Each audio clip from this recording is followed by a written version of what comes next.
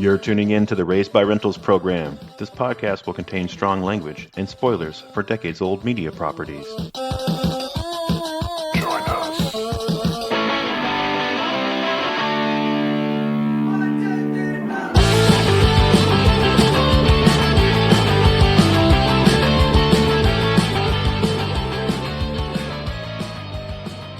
Welcome, everybody. This is the podcast where we examine pop culture franchises of the VHS era and improv news stories that exist in another dimension. A dimension of sound, a dimension of sight, a dimension of mind, a land of both shadow and substance, of things and ideas. We've crossed over into the Betamax zone, where we imagine how we might improve our favorite movies, TV, and games. I'm Josh. I'm Mike. And we were raised by rentals. Mike, it's Christmas in July. What'd you get me? The ability to do this episode because you kind of dragged me kicking and screaming. Hey, that's funny. I got you the same thing. I got you the opportunity, the privilege of having to watch Jaws: The Revenge again. After I said that I probably wouldn't watch it ever again after we did it on the Boogeyman's Closet. Haha, you fool. Oh, man. Well, God. Thanks, everyone, for tuning in to the Raised by Rentals program. We are back for part 2 of our MIDSUMMER Monster Movie Matinee two-part series that we began last episode when I suggested to you, Mike, hey, we should do an improv of The Stuff, because I know that's like one of those schlocky horror movies that you love, even though Yep. I was secretly like, The Stuff? Like, really? Like, we're going with The Stuff? But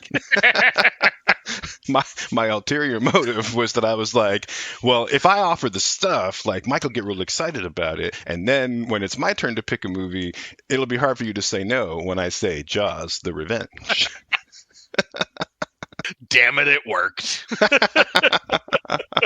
So, as you alluded, we have discussed this movie before, and because of that, I am really trying to hold back with like all of this like trivia, all of this shit that I want to be like, oh, did you know? But we talked about it back in February of 2022 on episode 132 of the Boogeyman's Closet, your horror movie focused podcast. And you, me, and Maurice talked about this as part of a month theme that you were doing at the time of most hated horror movie franchise entries, right? Did I remember that correctly? Yep. And I think it was, I did listen to the episode again recently, but now I'm like, wait, was it, I think it was Maurice who put this one up as one of the candidates for vote back then for, most hated movies. And I forgot to write the other ones down. I know one of them was a Hellraiser. One of them was one of the Texas Chainsaws. I forget what the fourth one was, but it was, like movies that horror movie fans like the franchises, but every franchise has that one clunker. Oh, yeah.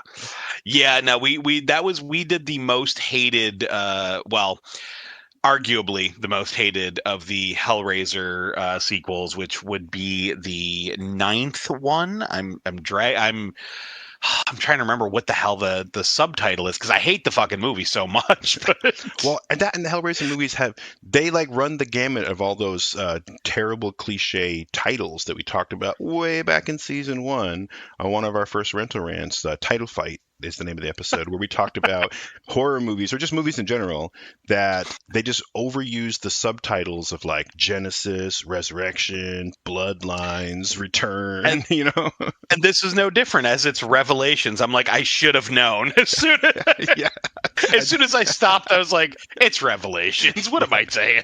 It's one of the worst ones. Like, I think I don't care who you are. I don't care how smart, how creative, how well-loved, how beloved. I don't care how appropriate the title is to the story that you're telling.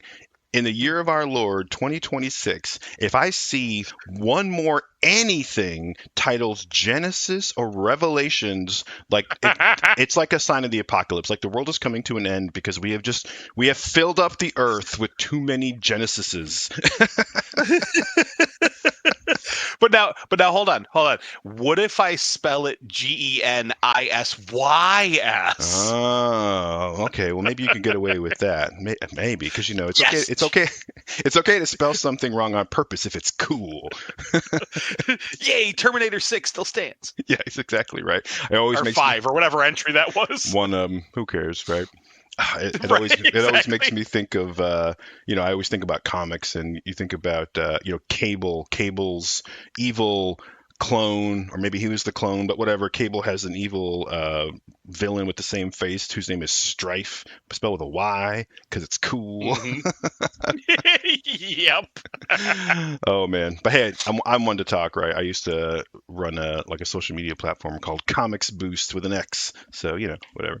But although And we've all done it at some point. right, there is a provenance, there is like a history behind people spelling comics with an X on purpose. It was like this counterculture, like snub your nose at the establishment shit from the 60s of like a bunch of hippies who were like, we don't make comic books, man. These are comics because they're edgy and adult and you wouldn't understand. We spell it with an X. Exactly. Oh god. Oh, but yes, even this movie has one of those terrible titles, and it's an R title no less. Jaws: The Revenge. Sure is. Oh god. Yeah, it's as I mentioned on the podcast episode, which everyone should go back and listen to.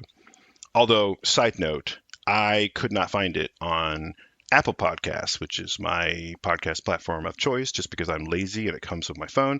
But it's limited to 100 episodes, but you can still get it on Podbean, which is where I listen to it, and I'm sure other podcatchers probably have it. But Mike, you might want to go look at the RSS feed. There might be a setting that you can change to make sure that people can get more than 100 episodes.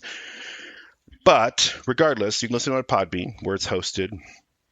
And in that episode, I, of course, defended Jaws: The Revenge because I think that this is an incredibly fun movie. I love watching it. I just watched it again today. I had already seen it recently because I knew we were doing this podcast, but I watched it again. I mean, granted, I just put it on the background while I was doing other shit, but I still kept stopping to look at it, But I also mentioned. Meanwhile, I rented it last night and was like, "Damn it, making me pay money for this movie." Oh man, I would have sent you one. It fell off the back of the truck. You know what I'm talking about? I would have. Oh yeah, I got you. But no, I just signed up for the 7-day free trial of Peacock, and I already set my reminder to cancel that next week. So. I was gonna do that, but the last time I did that, I forgot to cancel, and then I ended up paying for a month, and I was like, son of a bitch. Yeah, dude. and Peacock is expensive. It's like $18 a month. So yeah, don't forget. Exactly. I mentioned in that podcast episode on the Boogeyman's Closet that I do like this movie. I love this movie. I think it's really fun. I also agree that it's really fucking stupid. That's fair. There's plenty of movies I have that I love but agree are stupid. The Stuff being one of them. Yeah, exactly, right. And and I enjoy this stuff. Don't get me wrong. Like I was just goofing around, but I also enjoy the original The Stuff. It's a terrible movie, objectively. It really is. I don't know how anybody could defend the quality of it. The bar is so low. But it's still fun to watch. And that's exactly what kind of movie this is. And when I had the idea to do the MIDSUMMER Monster Movie Matinee 2-part special, I didn't purposely pick 2 schlocky movies, but as I was looking through the list of things that we had discussed, it just seemed like it was very appropriate because you think about, or at least what I was thinking about is, low budget, cheesy horror flicks that somebody might go see at the drive-in, or like when you and I were kids, we would spend like $2 to go see like second run movies at like the Four Seasons, Yep. And I was like, the schlocky movies really fit the theme, and it was perfect that we had just recently brainstormed a little bit about a couple of these, and so I was like, you know what, like these just fit hand in hand. But of course, I knew I had to pick one that you would like first, so that I could get mine in. Had to trick me. Also, I do genuinely think that Jaws: The Revenge, the 4th Jaws movie, it has good bones.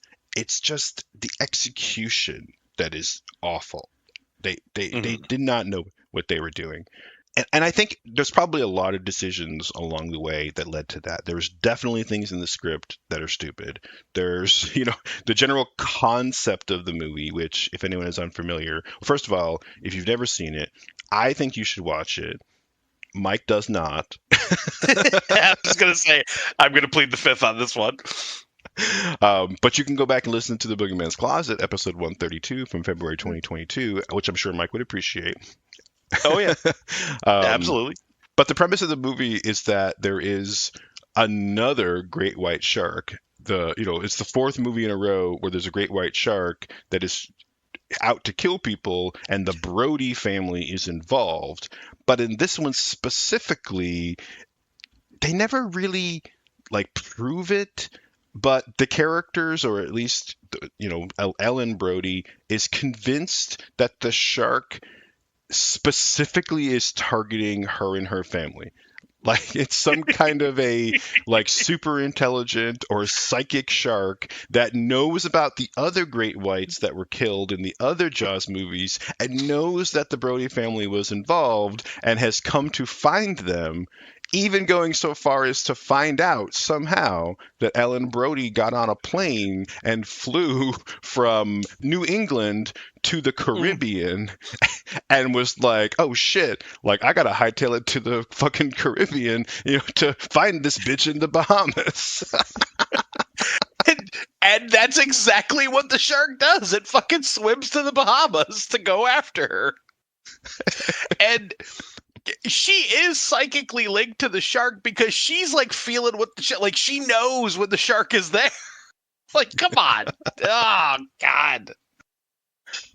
There's so many moments in this movie that I can't fucking stand. Like, when they're fighting the shark and it's roaring like a lion, I'm just like, I check the fuck out. Like, I'm like, I can't do it.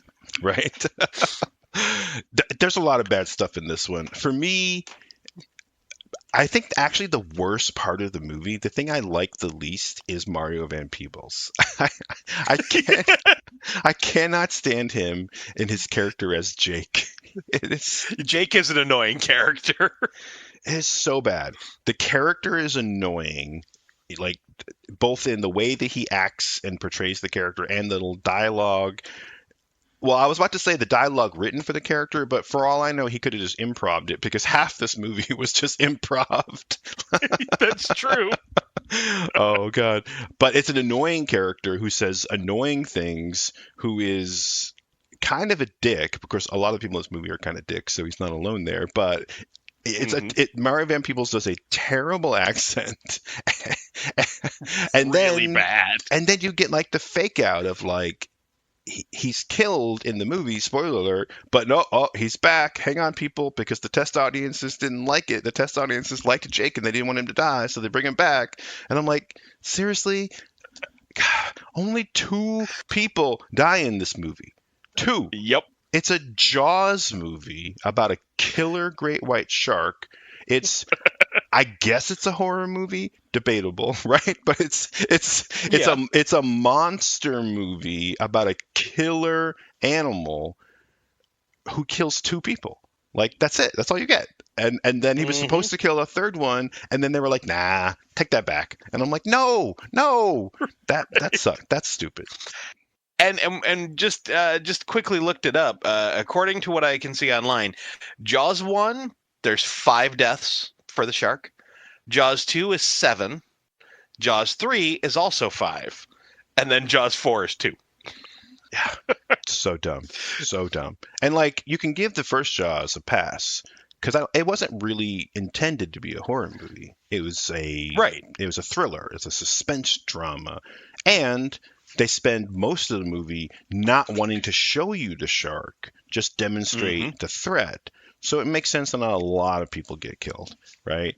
And the plot wouldn't work the way that it does if Bruce had just started mowing through swimmers, 10 minutes in, Right.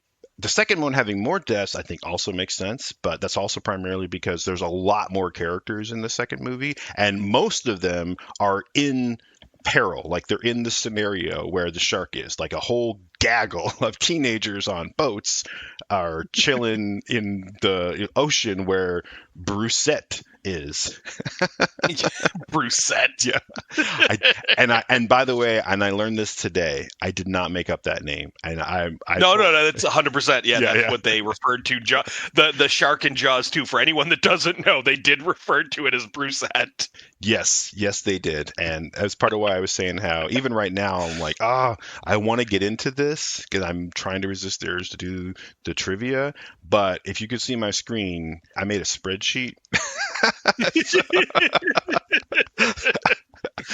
I made a spreadsheet of every movie, the major characters, primarily the Brody family, what year the movie came out, what year it's supposed to take place in, how old the characters and actors are, which comes into play, who the shark was, and like how big it is, how old it is, I did forget the death count, but then I also have the names of the sharks, which I learned today, and they're not just like fan theory or like fan dub names to keep the sharks separate from each other. No. Those are the names that are used in the novelizations of all four of these. So see, I just knew that in Jaws 2, because it was a female shark, they referred to it like on the set as Brucette. Yeah, exactly. So I gotta say at least some of these factoids, because if other people listening to this hate Jaws the Revenge as much as you do, maybe they'll be bored about what we were trying to do. So let's at least entertain them for a moment with some of these interesting things about the sharks. Right? Okay, so in the first movie, obviously, Jaws. So the shark is called Bruce. I don't remember what the origin of that was. That's what they called the animatronic shark thing. They named it after somebody who worked in the set. I forget. Unimportant. But it is a 25-foot great white shark, which means that while they refer to it as a male shark in every aspect in the movie, in the novelization, in real life, male great whites are a lot smaller than the female ones. There's that like sexual dimorphism, or that might be not be the right word, but it's the word where like one gender or one sex is a lot larger than the others. So based on the size of the shark, it should be a female. But beside that, we know that it's not, because in the second movie, Jaws 2, which I know a lot of people don't like, I know you're kind of so on it based on I'm on the fence. I love Jaws 2. Love Jaws 2. I like it more than Jaws the Revenge, less than the original one. I mean, obviously, right? There's a huge like gap there between the first one and everything else. But I love Jaws 2. I think it's very fun. I think it only loses points for trying to copy the first movie too much. But I love the idea that they took the shark from Jaws and they turned it into a slasher that kills a bunch of teenagers who are trying to have sex. Like, that's perfect for the that's very true. So the second shark, it was called Brucette. It is a female. In the third movie, Jaws 3D, I love this one. This one is Brucetta. Yep. Brucetta, who is 35 feet long, so 10 feet longer than who? Her parents. Yep. Because the shark from the first and second movie, Bruce and Brucette, were mates, and they have a daughter named Brucetta. Oh God. And if you've seen Jaws 3D, well, first of all, you know that it's terrible, and all the hate that Jaws the Revenge gets should be redirected at Jaws 3D, because it's awful. But yeah, I'm not going to disagree with you there. The only thing that I'm going to say that Jaws 3 had going for it was Dennis Quaid. I like Dennis Quaid, but that's about all you got, because that movie is awful. Oh yeah, absolutely. And I like oh my God, her name just escaped. Her name just flew away. Lorraine from Back to the Future. What's her name? And she's in some kind of Wonderful and Caroline in the City. That chick, you know who I'm talking about. I like her. Why can't I think of her fucking name? Oh, I'm not fully awake. By Leah Thomas. Ah, Jesus Christ. yeah. It was like right there, and I'm like, it's like I had to sneeze, but I couldn't get it out. Right? I know. I'm like, I can name every movie she's been in, but like, what's her name? Leah Thompson or Thomas? Thompson, yeah. One of them. Anyway, Leah Thompson. beside the point. Bad movie. But if you've seen it, you know that there's actually two sharks in Jaws 3D. The first shark that they thought was the threat was pretty small, a 10-footer named Danny. And Danny is a male, and he is Brucetta's son. And so when Danny dies in the movie, because they try to keep him in captivity, and he dies, then his mommy is like, oh, fuck y'all. And she comes and tries to kill all them motherfuckers. Right? Makes She perfect comes sense. very slowly toward the glass Yeah, exactly. without moving at all, as if someone's pulling a picture toward the screen. That's crazy. It's crazy how sharks swim. Exactly. And I'm still mad that we didn't get the actual Jaws 3. It was originally supposed to be, Jaws 3 People 0. It was supposed to be a comedy. They were gonna the first shark attack was supposed to be some kind of producer in his pool in the Hollywood Hills. Like, come on, why didn't we get a fucking parody by that point? Right? Well, you know what? Let me back up too and explain the intro a little bit that I said, because maybe it was a little bit confusing. We'll pause the Jaws spreadsheet for a second. I did the little Twilight Zone like parody going into this, and then I was like, hey, we've crossed over into the Betamax zone, which whatever, it's funny on the surface, but what I was trying to get across, and maybe I just didn't pull it off with my terrible Rod Serling impression, is that over 4.5 seasons of this podcast, we have come up with a lot of alternate versions of existing movies that we think should have been better, and sequels that never existed, prequels that never existed, spin-offs that we never got, shit that the fans would have loved to have seen, like the correct way to do the Thorn trilogy for Halloween. We got, and I'm like, you know what? All these movies exist. They do. They exist in an alternate reality where Betamax won the format wars.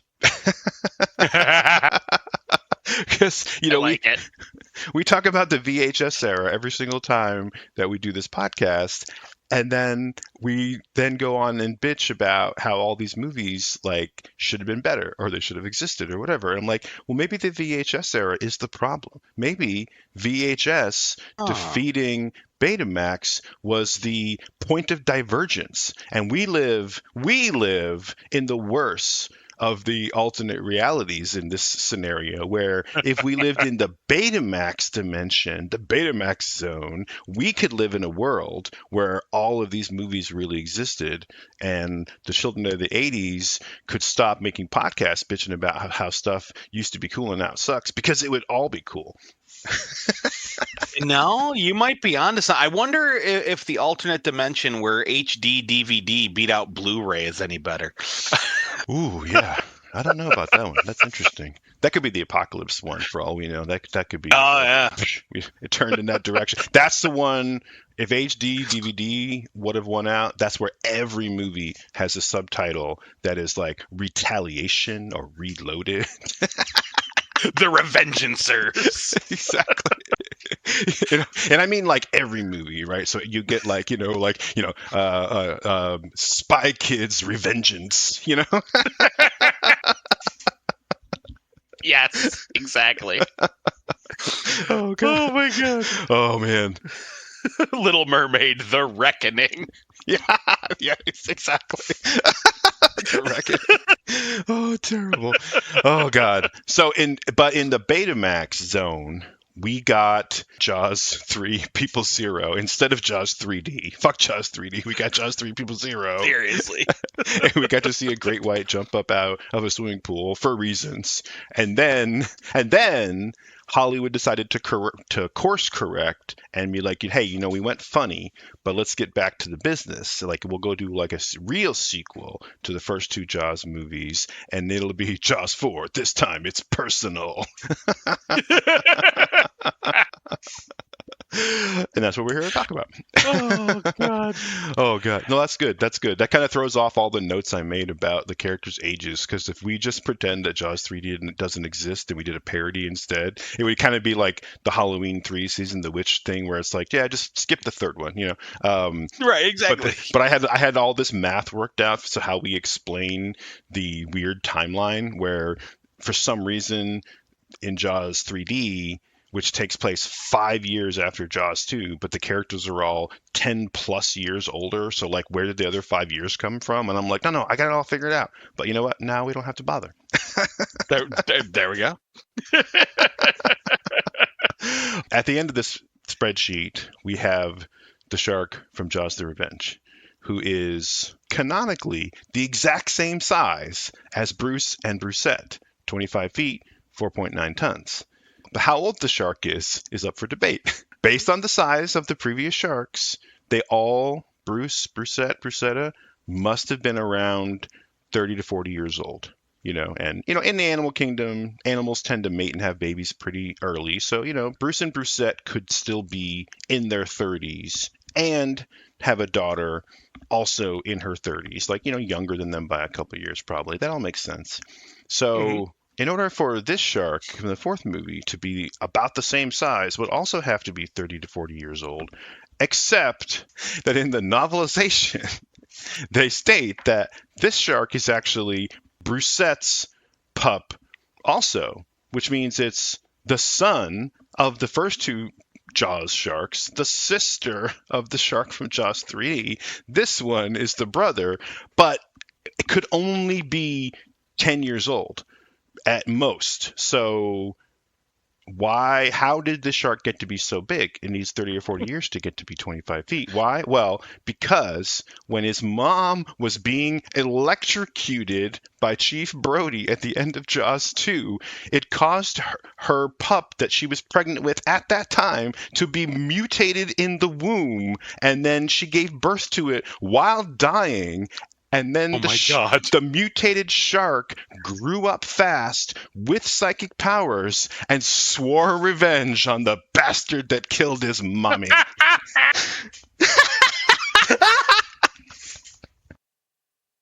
didn't know that part. That's amazing. Oh god. So that means that shit. Jaws the Revenge is like a kung fu movie, right? I just watched Kill Bill recently, and it's like what's her name? Vivica A. Fox's character, is it Vernita Green, right? But remember how, like, the bride kills Vivica A. Fox, and then she tells the daughter, like, when you're old enough, and you know, if come this for me, if this still hurts, like, you come for me. And it's like, that's what this is. This is the son of the previous movie's villains that swore revenge and has come back, and therefore. The shark's name is not Bruce or Brucetta or some other derivative. No. This shark's name is Vengeance. Canonically, the shark's name is Vengeance. I did not make that up. Oh, this makes it so much better. Like, you know, this is the shit that... If they put all of this in Jaws 4, if they were like, all right, you know what, fuck it. Mama got electrocuted and had a mutant baby psychic shark that can swim at the speed of light and can roar like a fucking lion and that has got a fucking boner with the Brody family, I think I would have liked it a little bit more. Yeah, right? Right? Instead of it just being like, no, this is a normal shark that can swim way faster than any other creature in the ocean, can roar like a lion, and has a psychic bond to one person randomly. Like, what the fuck? Like, none of that made any sense. If they just leaned into it and were like, nah, this shit's wild, yo. Yep. It's because Brody electrocuted Mama and it gave him superpowers. Yep. I'd be in. Hell yeah, dude. Right? Super Jaws. Yeah, exactly, right? Exactly. Oh, it would have been so much better. And this shit came out in 1987, man. 1987. Do you know what other movies came out in 1987? Like, I think it's one of the greatest... All the good ones? Yeah, I think it's one of the greatest years in film history. Agreed. I mean, okay, just a couple. Like, I know we got to get rocking and rolling here. But, like, just off the top of my head, you got fucking Predator. You got RoboCop. You got The Lost Boys. Fucking Evil Dead 2. Lethal Weapon. Like, there's so many fucking great ones. The Princess Bride. Yeah. All in that year. Yeah. Full Metal Jacket, dude. The Untouchables. Fuck, I forgot Full Metal Jacket was that year. Planes, Trains, and Automobiles, Spaceballs, Wall Street, fucking Dirty Dancing, Raising Arizona, Good Morning Vietnam. Like, fuck, dude, I could keep going. Hellraiser, The Running Man, like Fatal Attraction, like Jesus Christ, you know, like they just 87 was a damn good year for film, right? Speaking of Dennis Quaid, Inner Space. Nightmare on Elm Street 3, one of the best Nightmare on Elm Street movies. Fucking The Dream Warriors, one of my personal favorites. Even though Woody Allen can suck a dick, but Radio Days is his magnum opus. I fucking love that movie. Seth Green is in that. Oh, it's so amazing. Yeah, dude, it just, the list fucking goes on and on. Adventures in Babysitting, Near Dark. I mean, like, come on. G.I. Joe the movie? Come on, Cobra Lot. No, sorry. All right, that one, maybe not that one. Like, I could just keep going. It just, the list is crazy. La Bamba, I can't forget La Bamba. I'm a big fan of Richie Valens, but... Now, fucking yeah. Like, now, granted, there's a bunch of movies that, you know, one could argue are not good films, but they're beloved films as well. Like Ernest Goes to Camp. We talked about that movie on this very podcast, and like, yeah, is it cheesy? Sure. But is it a fucking good time still now? Yes, it is. Like, it's a fun fucking movie, you know. Dude. But there's a ton of movies like that as well. The fucking Dragnet movie. Oh, I love that goat movie. Legs. I love that movie. Or like the Monster Squad, which I know you and I love, but not everybody does. You know, I already mentioned Some Kind of Wonderful earlier in this episode, and like that was 1987 too. Like, just crazy. Yeah, there's 1987. There's so many. It was insane. It really was a great year. You know, like I feel like every fandom has that like year where it's like, oh yeah, you can look back on it and it's just a fucking great year. And for like genre film buffs, 87 was great because it was just filled with action and sci-fi and horror and comedy. And there was just so many good like genre tentpole movies. Oh yeah, absolutely, yeah. And like when I was a kid going to see movies with my family, I have a really bad memory in general, especially like a temporal memory for like when things happened. But when I think back to being a kid and going to the movie theater, like the nostalgia of those memories, every image that pops in my head is me in 1987 watching one of these movies, or like seeing the Princess Bride movie poster in the lobby. And even though it looked like it was a movie for girls, I still wanted to see it because it looked cool. You know what I mean? Like all of my childhood movie going memories are about 1987. Yep. I vividly remember seeing RoboCop and Predator in the theater, you know, in 1987 when I was 7 years old. Yeah, exactly. And it's funny too, because I'm looking at this list and I'm like, you know, I have another note here we're going to get to where I actually had a good chunk of these movies already in my notes for this episode for a different reason, which is kind of funny. But anyway, so let's get into it. Again, I think the bones are there. I think this is okay. I don't. Now, you could sway me otherwise, but I wasn't planning on doing the, like, let's just lean into the schlock silliness of, like, the psychic mutant shark. Because while that's awesome, that's kind of already what we got. They just fumbled it. Yeah. What I think we should do is let's go the other direction. Let's take what we got and say, okay, so what if they had taken it seriously? What if they had tried to do a genuine sequel to the first two movies where, like, let's take this idea at face value? Because, like, even the original Jaws is kind of silly when you just think about it in terms of, like, there's a killer great white who has, you know, come to this small town and is just intent on coming back and coming back and coming back to murder people. But then when three guys get in a boat, it's like, oh, well, fuck the beach full of easy prey. I'm going to get these three guys. Like, why did the shark have, like, a hard-on for the three dudes on the boat? Like, there's... Again, it's not all totally logical. So I say we just go in that direction and we say, okay, yes, if there were a great white shark that showed up in warm Caribbean waters where the Brody family was, like what would that movie be? Like I still think that's an interesting concept. Like, holy shit, this shark should not be here. We don't even ever have to explain how or why. Just fuck, here we go again. You know? Right. Yeah, no, and I agree. I feel like if this movie did one or the other, like you either take it seriously or you lean far into the crazy. If they had have just leaned into the crazy, I would have loved it, because it would have hit those markers that I like in a bad monster movie. I would have just been like, yeah, fuck it, all right, it's weird, it's wacky, it doesn't have to make sense, just go with it, take it at face value. But when you try to play it safe but you keep sticking a pinky toe in the weird psychic pool, I'm gonna get annoyed. And that's kind of what happened. It's just like, pick a lane. Right? That's a great way to explain it. Like, you can't tell this like serious movie and then every once in a while just be like, is the shark reading my mind? Like, no. What? No. Keep your pinky toe out of that silly pool. Exactly. Oh, God. I'm going to use that phrase somewhere else in my life. And, Keep your pinky toe out of the silly pool. I like it.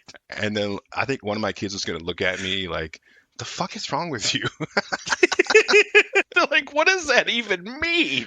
Which, to be fair, is how they look at me most of the time. So, you know. Fair. Yeah, that's. I think all of our children look at us millennials that way. I know, right? I have this thing going on with my kids where they'll just be talking to each other, and I'll just hear some random phrase or word in what they're saying, and then I just like jump in the room and I start singing a pop song I know that has those words or phrases in it, just to annoy them. And it's gotten to the point where apparently I know a lot of VHS era like pop and rock songs, and I'm a terrible singer, which makes it worse. But like, they'll just be talking and say some random word like caribou. And yes, I do know a song from the 90s that has the word caribou in it. And I'll just jump in and start terribly singing it to them.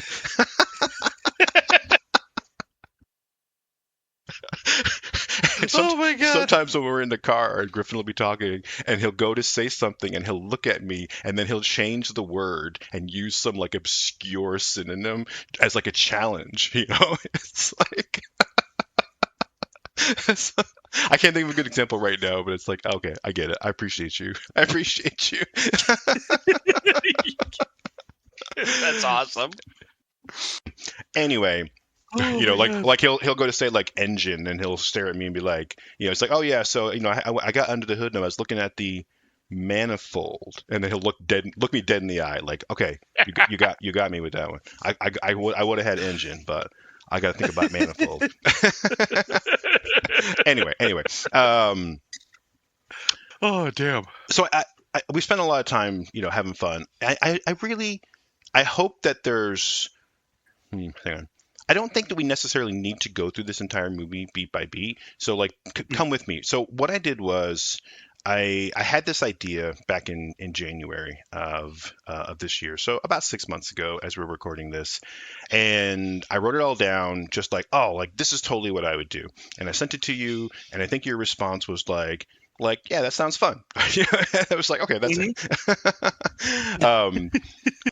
But it also means that it's not as much of an improv, because I already kind of figured out like this is what I would fix. So what I'm going to do is I'm just going to start going into the explanation of here's how I would start the movie, and I'll get to a point where I'm like, I think that something like this should happen. But again, this was me just like doing a voice memo on my phone to myself. So I just glossed over some details. So like, help me fill the details in. And I think we can kind of walk through the setup of the movie to a certain point. And then I think that the actual plot of the real movie can kind of pick up from there if we put the pieces in place. Right? Okay. I gotcha. So that's my hope. So I think that the first thing we see in Jaws the Revenge is a mistake. Right off the bat, they fucked up, because we see that Ellen Brody is still living on Amity Island. You know, and at face value, that's fine. She's living there. You know, her son, Sean, the younger son, is old enough to be a police deputy. And I mentioned before I had like the ages of the characters and stuff written down. So in real life, this actor is 26. and the character would have to be somewhere between 19 and 25, maybe 26 to fit the timeline if we were to like fix it with Jaws 3D. So again, I Mhm. think the actors' ages are close enough to how to fix the timeline that we just go with that. The only one that doesn't fit out of the whole series is Dennis Quaid is probably too old to play the character of Michael in the third one, but beside the point. Mm. We find out pretty early on that Chief Brody at this point has died of a heart Yes. attack. We don't know exactly when. At some point, Ellen tries to play it off like, the shark who killed him, like the fear of the shark. But no, he had a heart attack. He was a chain Yep. smoker. Like, it happens. So, Exactly. but he's been dead for several years. Sean is now working on the police department, basically, not as the chief, but basically doing the same job, following in his father's footsteps. And Hmm. they both still live on the island. And while I think it might make sense for Sean because he grew up there as the younger of the two, he moved there when the family moved there when he was like 5. I don't think it makes any sense for Ellen to be living there. There's no fucking way Yeah. that she would be on that island. Right. If her husband has passed away, her older son has moved away, whether it's Jaws 3D or, Jaws the Revenge, in either scenario, he no longer lives there. And her son is like living with her. There's no way that she would stay there. She would leave that island. She only moved there because her husband got this job. And then there were Hmm. multiple shark attacks, like 2 there at the island. So, like, when her husband passed away, she would have packed the fuck up and got out of there. I mean, am I wrong? No, I 100% agree with you. So, what I think is that no, Sean is not the deputy on the island. What I think is that we open up the movie and we see that Ellen is living out west, probably near Sean, maybe Sean's family, landlocked. I think Hmm. again, it's because it's the 80s, and I mentioned those other movies, some of them we talked about before, is for some reason Hollywood loved the state of Arizona in the 80s. Loved They it. really did. They even parodied it in the parodied it? Parody? That's a funny word. They even parodied it in Romy and Michelle's high school reunion, where that Hmm. movie is a parody of 80s like romantic like goofball comedies, and they placed it in Arizona as part of the parody. Like, of course, people will get that reference. And Right. I didn't notice it until I saw Romy and Michelle's high school reunion and was like, huh, you're right. That is weird because there's Revenge of the Nerds, Just One of the Guys, Raising Arizona, The Wraith, Near Dark, Midnight Run, fucking Bill and Ted's Excellent Adventure, and Hmm. one of my personal favorites, Can't Buy Me Love, Oh, forgot that was in Arizona as well. right? And there's a bunch more. So kind of funny. But so she's living in Arizona. We saw in Jaws 3D, whether it's in or not in our continuity, but we saw in Jaws 3D that Sean had moved away from Amity Island. He hates the water because of the fucking shark attacks. Like, and his dad hated the water, and he loved his dad. He was like a daddy's boy. We saw that in the scene in the original Jaws when he's sitting at the dinner table, like mimicking his dad. Like, I think you can extrapolate that into, some kids that take after one parent versus the other. I think Sean was a daddy's boy, and his Hmm. dad hated the water. His dad was scared of the water. There were shark attacks, and so he goes out west, and he's some kind of cowboy or something living in Colorado in Jaws 3D. So I just say we open up on Ellen's out living in Arizona, Sean's out Hmm. there. Like in this movie, maybe he's engaged, maybe his girlfriend's knocked up and pregnant, whatever. Like, but we just see that they have a happy life. Chief Brody's Hmm. passed away, and Michael, who does like the water, which we also saw, and Fearless, to go out on a Hmm. boating adventure in Jaws 2, not that many years after there was that massacre with the shark, and he fucking does it anyway, and then happens again, and then he goes and works at SeaWorld, so we know he's not afraid of the water. Right. So yeah, we just have it that he's down in the Bahamas. He's a marine biologist, just like in the real movie, studying fucking snails. And we have some drama where Ellen's talking on the phone with Michael. He's telling her about his boring ass job. She's telling him about how, oh, I wish you would not work in the water. You know how I feel about it. And then we see where she's living. It's the Hmm. desert, and it's you know I know it's not the same state, but like picture like Breaking Bad, like Albuquerque, like that. Like Right. it's as dry as it's gonna get. And Yep. I think that's a better way to start. But then we have to have some situation that's going to take Sean to the water.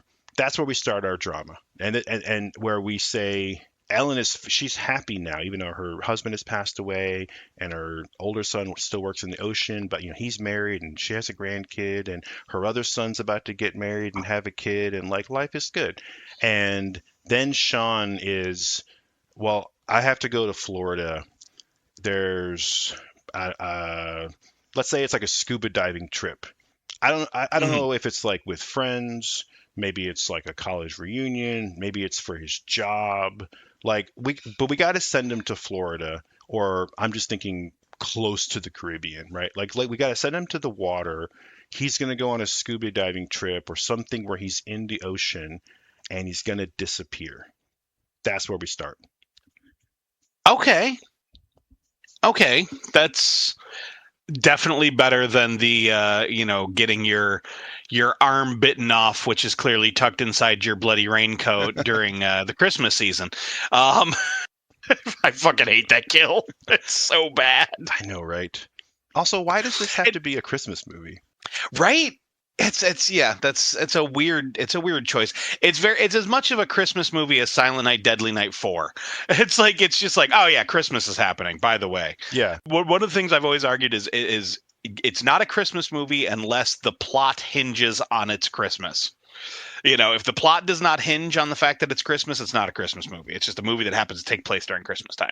yeah, So, agreed. Yeah, but that's another weird trope of the '80s is that there were a lot of movies that took place at Christmas time for like no apparent Cobra. reason. Yeah, like Cobra and Lethal Weapon, and Right. like obviously this one. Like I'm sure I could rattle off some more. Like it's just and none of it made any sense. Like Dino De Laurentiis or somebody just must have had a hard on for Christmas or whatever. Like, Right. the producers just loved that shit. I don't know. Or maybe it was because they knew that, December is a big time for like your big tentpole movies. So they were like, any movie that comes out in December's got to have Christmas lights in it. God damn it. Right. We'll sell more. We'll sell more. So okay, so we know that Sean is going to go missing. But like, why? What would be the reason to get him into the water? Like, do we have an idea of why he would, especially if he hates the water? Would it be something like, because I mean, is he still a cop in this, or is he? You'd mentioned like he's like a cowboy down there, like so he's like a rancher or what? Yeah, I'm not sure. Like that was one of the things I just kind of like glossed over when I thought about this. I just the point I'm trying to make here is that Ellen is happy. The situation that she's living in is great. She loves the fact that at least one of her sons is out of the water. He hates the water. That's perfect. But then almost immediately there's going to be this conflict where the son who doesn't like the water, who lives in the desert as far from the ocean as possible, he suddenly gets in a situation where, fuck, I gotta go get on a boat. And all I can think about is it has to be something like for a job. Um, Hmm. and that's going to cause drama because, of course, Ellen doesn't want him to go. He probably doesn't want to go. And it's immediately going to ramp up the drama and kick off the way that Ellen is in like the real movie, where she's like convinced like, it's personal. It's because Mhm. like the one fucking time the guy goes to the ocean and he doesn't come home. Like, you know what I mean? Like it's just supposed to be this sort of like dramatic turn off to kick off the movie. I don't think it really matters. I think we can just make up whatever reason we need as long as it's something that like makes sense that you can't poke too many holes in. Mhm. I initially thought of like maybe a scuba diving trip or something like that. So like a couple of years ago, I won a trip at my job. And while it was optional and I could have said no if I didn't want to go, there was just a lot of social pressure. Like I really should go to this. It's a big fucking deal. Not a lot of people win, especially when you're not a salesperson. It's like a big honor. people like voted for me, but also people in management, like my boss, like fought for me to win. And so I felt like it would have been a huge slap in the face for me to say no, thank you.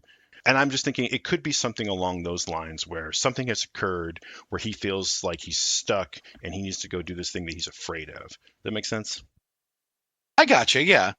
I'm just trying to figure out, like, if we're still keeping him as a cop, I was like, I wonder what would draw him down there, or bring him over there. But I mean, yeah, I mean, I guess it could be something like if we give him a different job or something, it could be work related.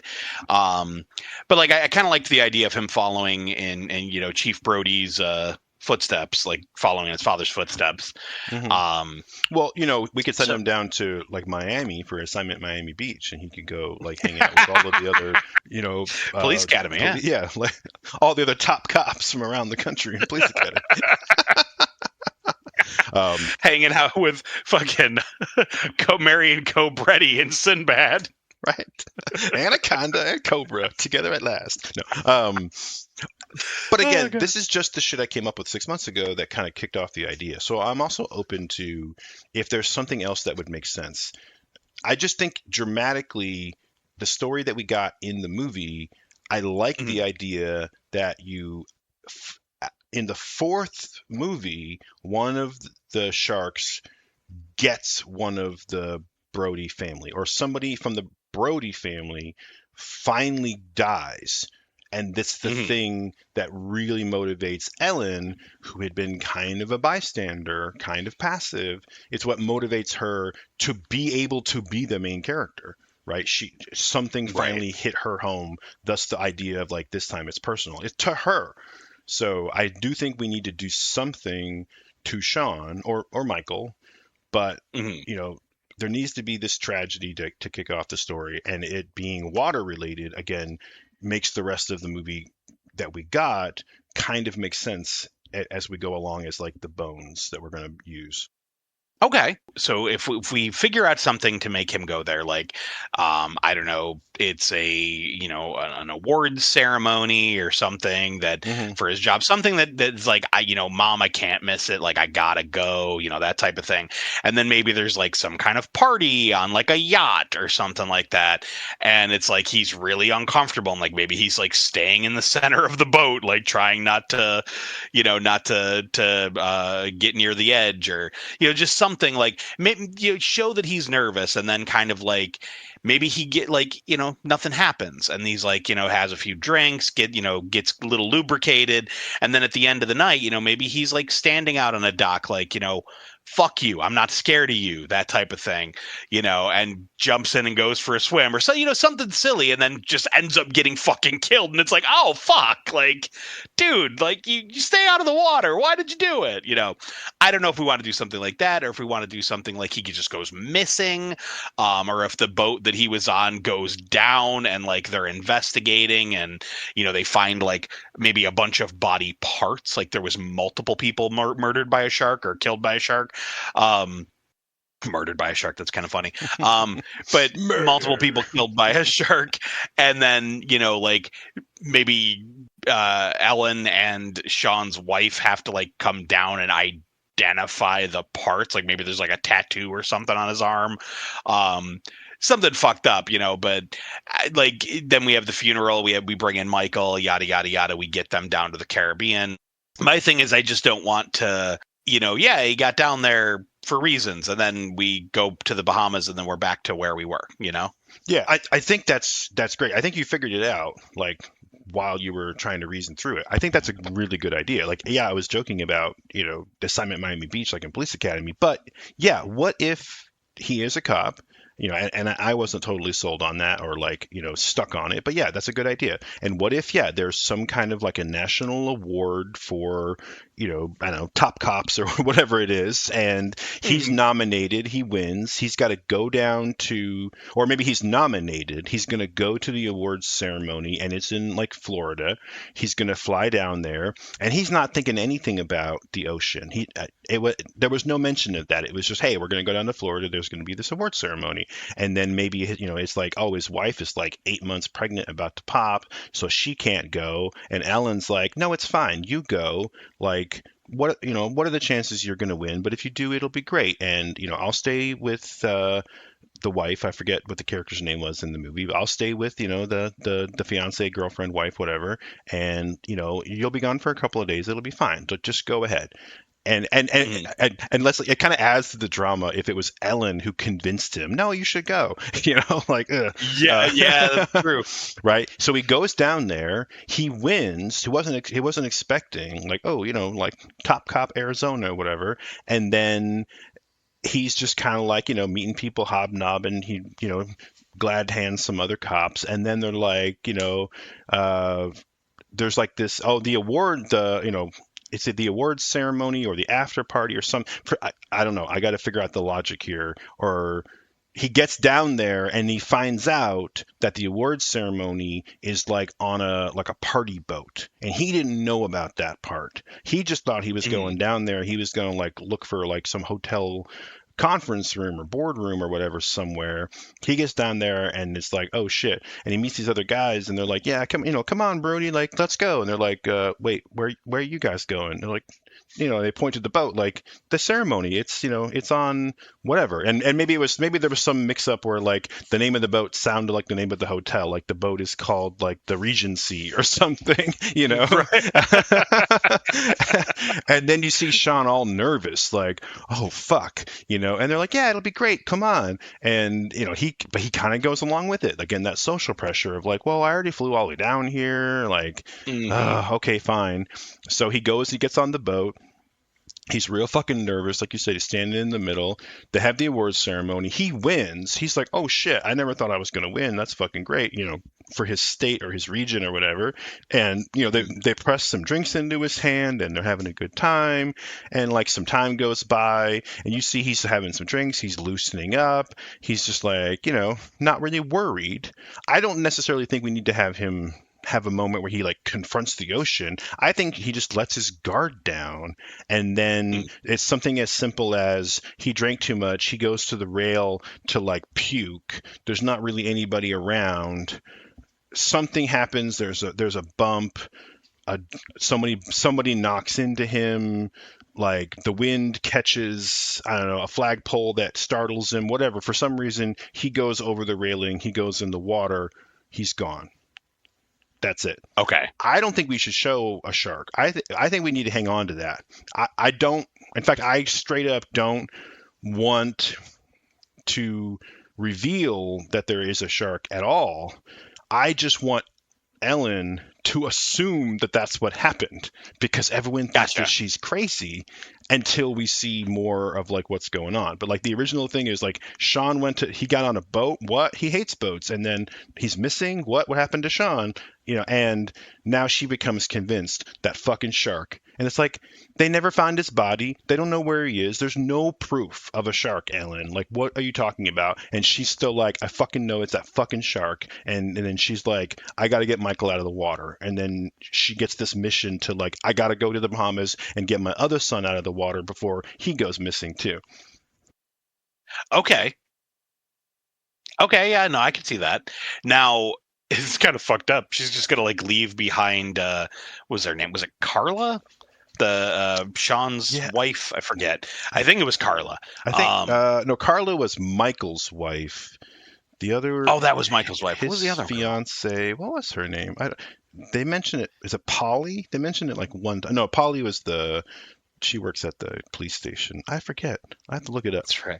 Um, Yeah, no, I can't remember. Okay, so yeah, Carla was Michael's wife. Forgot about that. Um, but yeah, no. So whatever her name is, he just leaves her behind. Like, yeah, I know you're about to pop with my grandbaby, but fuck off. I'm going to save my son. yeah, I mean, I think yes, that's kind of mean, but at the same time, the idea. I think it would help to kind It of fast track us into Ellen is like, you know, crazy. what the fuck? And like I mean, not yet, but like we're gonna get there. You know what I mean? People are gonna think she's Yeah. crazy because she's like, look, your son went missing. She jumps to the conclusion of that fucking shark is back somehow, and she goes and gets on a plane, and then I don't know who it is. There's some character named Tiffany in Jaws 4. I don't know who that is, but we're gonna make it the fiance. You know? So yeah, and then like There we go. pregnant like Tiffany about to pop is just like where are you going? You know, like I thought you were gonna help me. And then Ellen is just like call your mom and like runs out the door. It's like oh shit, you know. It's like that fucking shark is on that fucking escalator again. Sorry, I had to quote more. I know. This whole time in my head, I've been like, I am motherfucking sick of these motherfucking sharks in this motherfucking ocean or whatever. Right. Go full Sam Jackson on it. Okay, yeah. So we gotta get her. So like now, are we gonna do like a several months later type of thing, or are we gonna do like is it gonna be in rapid succession? Like she gets the news that Sean is missing. Are we gonna like drag out the search for Sean and then like have the grandbaby get born and all that? Like it's just the sad thing of like, where did he go? Like they have to presume he's dead, like the watery grave type of thing. And everybody else is just like, he was drunk, he drowned, it's a horrible tragedy. Like it shouldn't have happened. But it did, and then, but Ellen the whole time is like, nah, it's that fucking shark. Shark got him, nobody is buying it, Yeah, I hadn't thought about that. I kind of like that idea. Like instead of just immediately having her snap to like the shark, like okay, Right. let's like slow it down. Like yeah, she's upset, she's worried. Maybe it's something as simple as I knew that he should, like it was something about the ocean. I can't think of the phrase, but she that's the first thing that she thinks of is like the goddamn ocean, the fucking water, But yeah, like she's there with like Tiffany. Maybe Tiffany has the baby. Tiffany's parents are around. Ellen's kind of becoming like detached and distant and like staring off in space a lot or at like the horizon, and she's just she's worried that something is going on. She's worried about Sean, but maybe holding out hope that like, oh, they're gonna find him, they're gonna figure it out, whatever. And then so I think we should have some more deaths in this movie. So let's have something else something else happen. So I like this idea of kind of slowing it down, and it gives us an opportunity to kind of have something else happen that like is or isn't it a shark.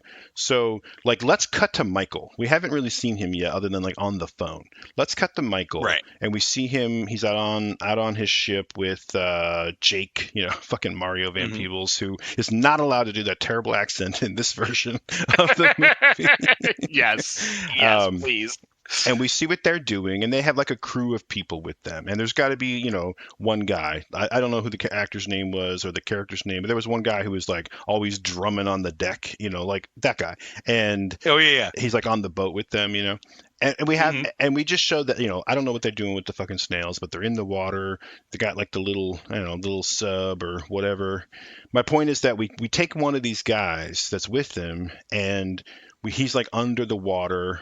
Maybe they grab some snails. Jake goes back up, and the other dude's down there with like his scuba gear on, and he's, some little comment or where Jake's like, "Oh, I got to turn back with this sample. Like I'm overloaded on like the mini sub," and the other guy's like, "Oh, I'm just gonna grab a few more, and I'll be up." Like he was just in there in his like scuba, grabbing him by hand or whatever, and now the guy's down there by himself, and then we just do that thing where we see him. We see in the other movies where he sees something and he turns and it's like, whoa, and then he's just something happened. Maybe we see like a bloom of blood in the water, maybe we don't. I don't know what the right choice is, but we definitely don't see anything. He's just we see Jake get back to the boat in like the sub. He gets out of the sub. Michael's like, hey, what happened to Clarence? All right, what happened to Clarence? And then Jake's like, oh, he's right behind me. He was just, grabbing the last couple or whatever. And then like they're looking over like the the railing of the boat. Like, I don't see him. Is he on that side? It's the Caribbean. The water's real clear. They don't see anything. And then maybe there's like this dark spot, and like Jake pulls out like maybe binoculars. He's looking. He's like, what is that? Is that like a school of fish or whatever? He's like, what's that spot there? And then Michael's like, I don't know. And he's looking. He's like, where's Clarence? So Clarence is fucking gone. Then we can cut back to Ellen. Maybe she's on the phone with Michael. They're having a conversation, and of course Michael's like, "Oh, you gotta like believe that they're gonna find him. Like these things happen. Like, you know, just the other day, like one of our guys, this guy Clarence, he was scuba diving, and he had an accident, and he was missing for a while, and then and then you know."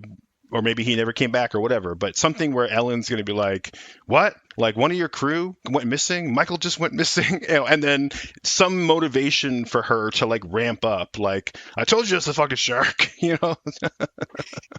I think let's save the missing crew member for now. What if we have so we have the thing where like it's gonna take a while for them to decide like Sean is dead, because I forget the like legal amount of time before a missing person becomes like a body, quote unquote. Mm-hmm. But like, what if we do the thing where it's like, we get the phone call, we get the sad thing about like, Sean is missing, Ellen's freaking out because she forced him, or I shouldn't say forced him, but she convinced him to go, and she's over there like, he fell in the water. Like, what if it's a shark? Like, that like but no one's entertaining that idea. Like at this point, Mm-hmm. he's missing, the grandbaby is born, all that. Maybe we have Michael and Thea and Carla all come down to like, be like to see the new family member type of thing, and Sure. like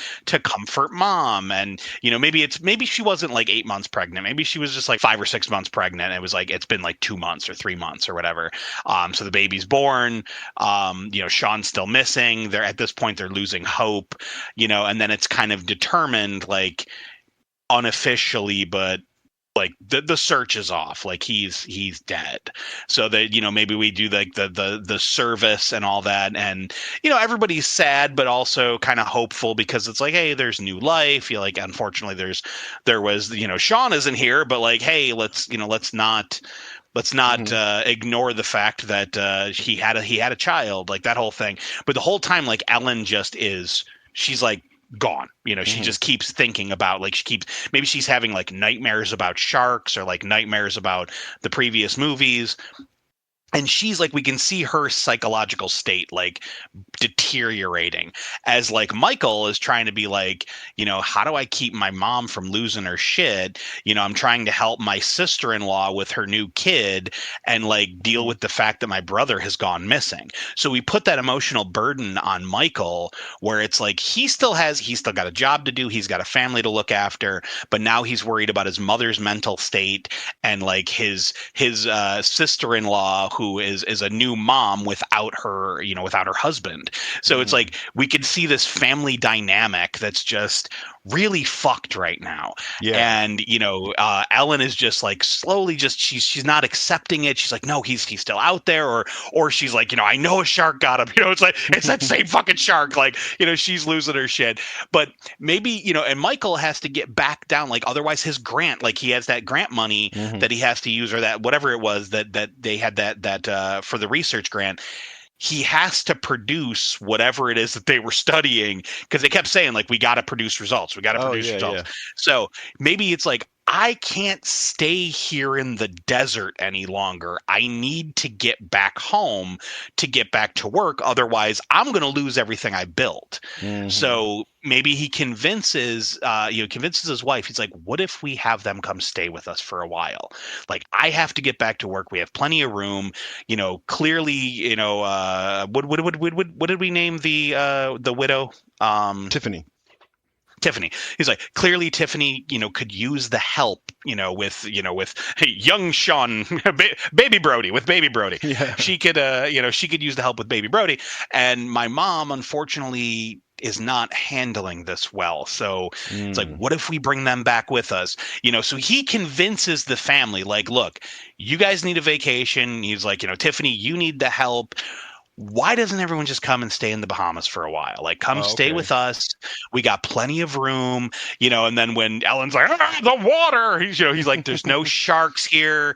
You don't got to worry about it. I study snails, Mom. Yeah, Like, yeah. there's nothing to fear, and he convinces her to come down, and, she's still like, she's on edge. Like, she's like a cat on a hot tin roof. Yeah, I Just like like, that. she's just on edge the whole time. Like, every time she looks out of the plane and sees the water, maybe like she closes her eyes and we get a flash of like, Chief Brody and Bruce, and she's like, like fighting it. Hmm. Maybe even fucking popping like Xanax or something, you know, like just trying to keep herself together.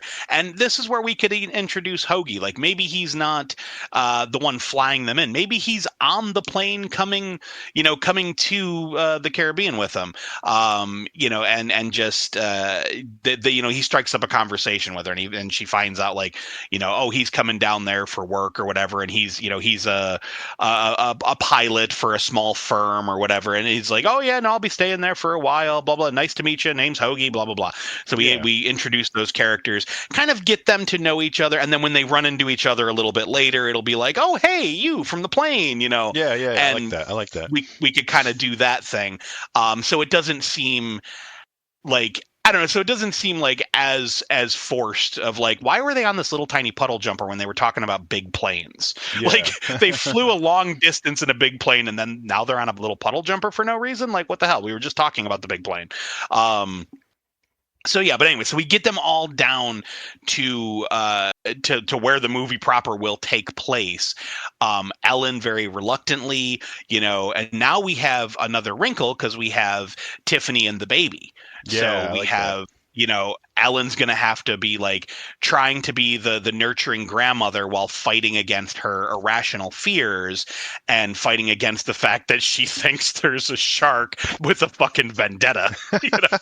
Yeah, no, I like all of that. I like kind of slowing that down, and yeah, I mean, and even in the real movie, we saw that Michael had gone up to visit her on the island, and then they went back down to the Bahamas after that. I love all of that. I think that's a great way to do it. Kind of slow things down, and Ellen is convinced that something happened to Sean because he went in the water, like there was a shark or something. No one else really believes it could be the shark, but yeah, I love all of this. Just get her down to the island. I like that more organic way of meeting Hoagie. I had only had Hoagie in like one scene in my little synopsis because I'm like, he's kind of pointless and we don't need the romance. Like they just shoehorn that Right. crap into movies, But I like that idea, so that way, if there is some kind of a romance, it's because, like, they struck up a conversation because, hey, you caught my eye, I caught your eye. It's organic. It makes a lot more sense. I love that. Maybe he starts talking to her because she has that nervous look on her face on the flight, and she's clearly like every time she looks out the window, she closes her eyes and looks away, and maybe she like reaches over and closes the little curtain on the window, Hmm. and maybe he just assumes it's a fear of flying. He's not thinking like it's, oh, she's thinking there's a fucking, a shark with a revenge, it's not a shark with a bone to pick. He starts talking about like, how it's natural to be afraid of flying. He's like, I'm a pilot myself. He's like, I'm going to be flying cargo back and forth, between the islands, and maybe he's just like kind of talking her up, like, oh, it's not that big of a deal. Planes are actually way safer than cars, and he's, and she has, she realizes he has no idea what she's really afraid of, so she's trying to like be polite and be calm, and then eventually kind of starts enjoying the conversation and maybe starts laughing a little bit. And like, Yeah. so we see that there is that connection during the flight. Maybe we could do the thing with Michael where, he's like across the aisle, like in the next row of seats or whatever with his family. And he's like kind of like looking over and watching like, who's that talking to my mom type of thing. Kind of like how he did in the actual movie, Yeah. and we could even have like Carla like grab him by the chin and like turn him away and be like, she's a grown woman, leave her alone. That's just like, this is my mom, that we could have, so we could play with that little like, disconnect that he has with Hoagie in the actual movie. We could put it back here because I did like that dynamic between the two of them because he very much had like a "you're trying to fuck my mom" attitude, and, yeah. And I did find that I found to be charming, but I think that's more me liking Lance Guest as an actor than anything. But Absolutely, and Lance Guest is great. He, always underutilized in my opinion. He should have done more things and should continue to do more things. But yeah, I love that. I'm agreed. not saying that we don't need the romance necessarily. I mean, maybe I did use those words, but what I mean is like we don't have to throw it away. It's a little ham-fisted in the movie Yes. we got. So again, I like this more organic way of introducing Hoagie and all of this. I think the movie itself is a slow burn. And you and Maurice and I all kind of complained about it on the Looking Glass Closet a couple years ago. So instead, we fill it with all of this kind of family drama stuff, which I think works better, right? Because again, the first two Jaws movies were dramas, especially the first one. It wasn't just about the shark. Oh, yeah. Like, it was all about the family and the relationships and the tough spot that the characters were getting into for, different reasons, different factors in their life. And yeah, we get down to the Bahamas, and then this is where I think we can fast forward a little bit because Yes. there will be some changes because of the way we set things up. But for the most part, the movie can kind of be the same for a while. We see Ellen like worried about Thea playing near the water. She's trying to just act normal, but she keeps like staring out at the ocean and like, zoning out like a weirdo. We just take all the Christmas stuff out of it, but like, so what? Like the Christmas scene where they talk can just be they had dinner with Jake and his wife. Like, cool, whatever. It can all kind of be the same. Hoagie comes around and is like courting her and wooing her.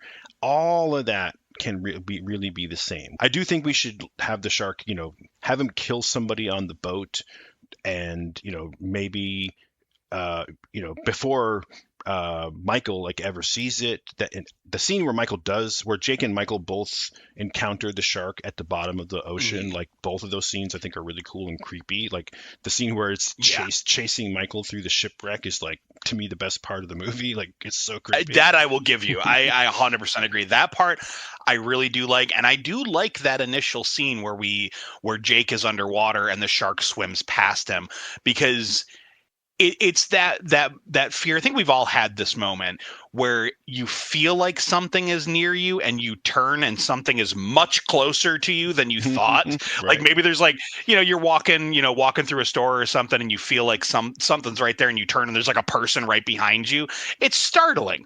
So the way they shot that, where we see Jake just kind of turn and look and there's like the fucking shark is right outside the glass.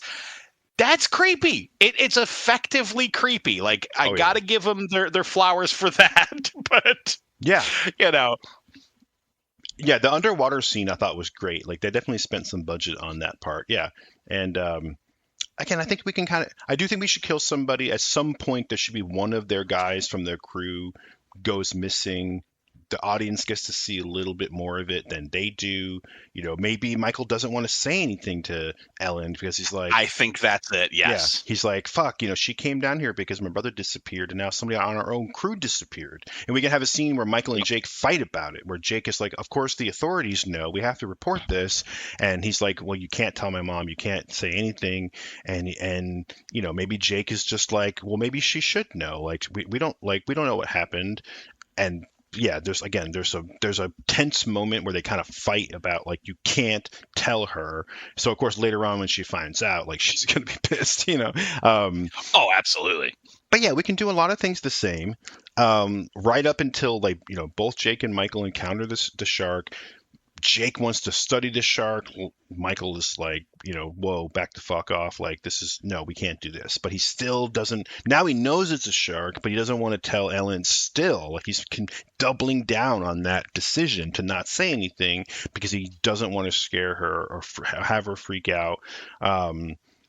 And we can go so far, I think, unless you have another idea, we can go so far as the banana boat scene, which is my other favorite part of the movie. I love that scene. It's the best death we get in the real movie. Yes, it is.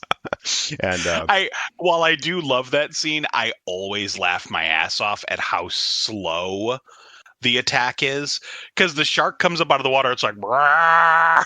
And then it slowly chomps her leg and pulls her off the boat. It just it cracks me up every fucking time. Oh yeah, I mean, we would definitely have to redo it, and we could add some more to it. Like I would think it would be fun if it was like not a total stranger who just randomly gets killed who happened to be on the back of the boat, but we add a little bit of pathos to it. Like, yes, Thea wants to go on, and they're like, oh, there's only one seat left, and Carla, Thea's mom, is like, well, next time, honey, they only have one seat, and maybe she's like, no, it's like the last ride of the day, like we can't wait, it has to be now, like I can go by myself, mommy. And she's like, no, you can't. And of course Alan's like, hell no. But then they have like, some friend, some neighbor, something is there who's like, oh, it's fine, like, I already like bought my seat. I'm going on, with my cousin or daughter or whatever, my niece, and you know what? She can come with me. Like we're all going to be there. It'll be great. You'll be able to like watch us. And of course, that's like the neighbor, the friend, whoever. So of course, Carla's like, yeah, go ahead. That would be great. But we get a moment to meet this woman who seems so nice. Just trying to do something nice for the neighbor, and then gets fucking like eaten off the back of the boat. I think you nailed it there with being the neighbor, because when we see in the original movie, when everybody comes to town, or when they all finally get there, like Thea already runs out and plays with the kids in her neighborhood. So we could still do that entire scene, have Ellen like, oh my God, Thea, no, freaking out because she's swinging over the water, and have Carla get out there and she's like, but you normally let me do it, Mom, why can't I? And have her just be like, no, Thea, no, come on. And then we could have like maybe the neighbor, the mother of like the other kids, like comes over and she's like, oh, you guys are back, and then introduces herself to Ellen, and is like, oh, if you need anything at all, anything, I'm right next door, blah blah blah. She goes, and maybe she could even talk about how she works from home or something. She's like, I'm always there, like if you need anything, just come over and knock. So we introduced the character early on that she's, a family friend. We can even have a couple of scenes where we show the group as they're settling into their new environment. We could have them like sitting out on the back porch, like talking, and maybe the neighbor and the neighbor's kids are over, like the neighbor woman is sitting there having a drink with them, and the kids are all playing in the sand just on the other side of the dock that they're sitting on, so it's like we could introduce these characters and have those little moments, so when we do get to the banana boat scene, it's fucking tragic. And as far as like the scene you were talking about with was it Clarence, was that his name, the guy who goes missing? It's one of the characters Clarence. I saw on the cast list. I don't know who that is, but I just picked a name from the cast list. Gotcha. So we could do that scene. I think the order of events, like we do the thing we were just talking about, like have them get into town, we introduce these other characters, we kind of again, we're following the plot line, we're following the roadmap of the original movie. So then we see Michael and Jake and their crew out on the boat. They're doing the whole, like you said, that Jake's getting the snails or the conchs or whatever, gets them up there, and then Cedric stays behind. We do everything that you said, including the scene where they're like, what's that dark spot out there? And they're trying to see, and like they see blood. Okay. And have them be like, we have to call this in. And Michael immediately is like, we can't tell my mom. Like, it's just like, I think that's kind of funny of like, we don't know what happened, but don't tell her yet. Yeah. Plus, so it sounds a lot like, kids who get in trouble who are just like, oh shit, don't tell my mom, Exactly. That's why I was like, that'd be funny. But yeah, like we could have them like, they pull the boat over and they see like, yes, there is blood in the water, but there's no body. Like they got no body. So it's like, they tell the authorities, they report all of this, and, and the whole time, like maybe Jake is like, maybe it's less about the curiosity like in the original movie, and more about like, if it is a shark, it killed Cedric. Like, or what is that his name again? I know I just Clarence. said it. Yes, Clarence. Why did I say Cedric? Oh, because the actor's name is Cedric Scott. That's where I got that from. I was like, one of them. Yeah, so it's like, dude, Clarence is gone. Like, we got to figure out what the fuck happened. Like, you're worried about how your mom's going to react, and we could have this whole back and forth about her mental stability and blah, blah, blah, blah, blah.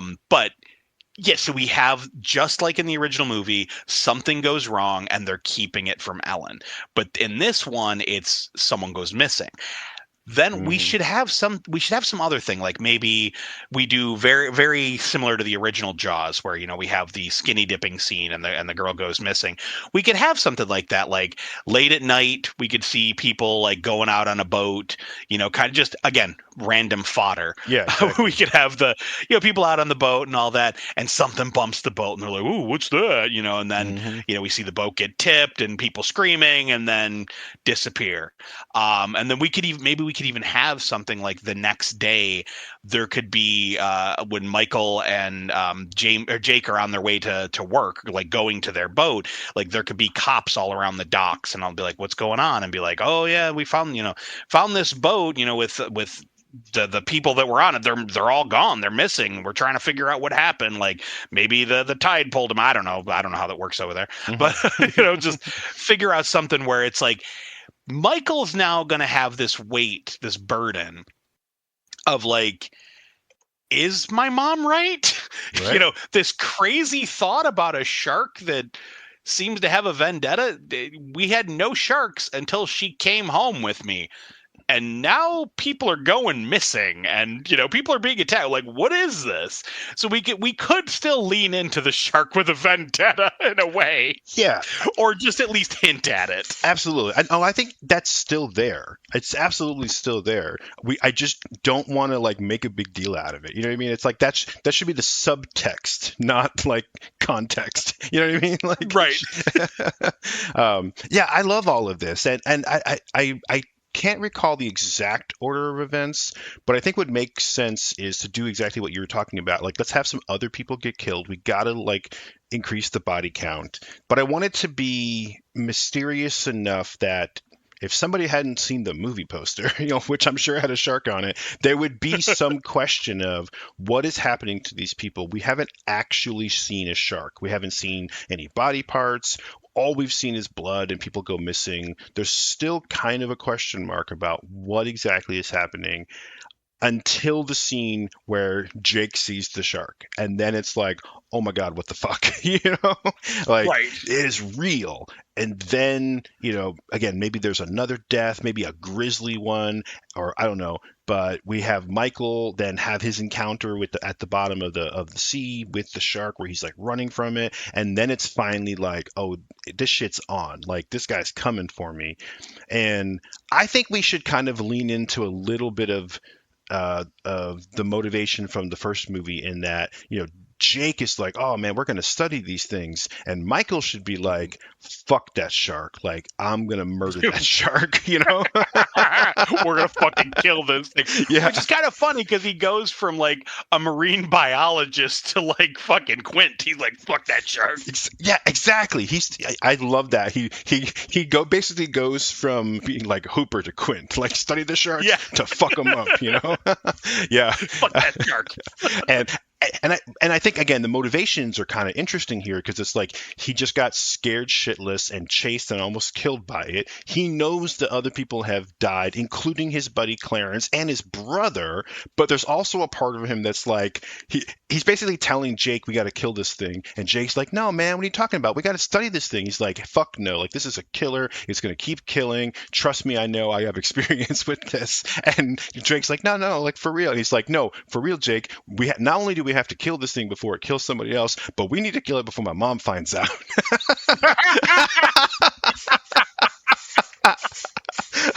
Exactly.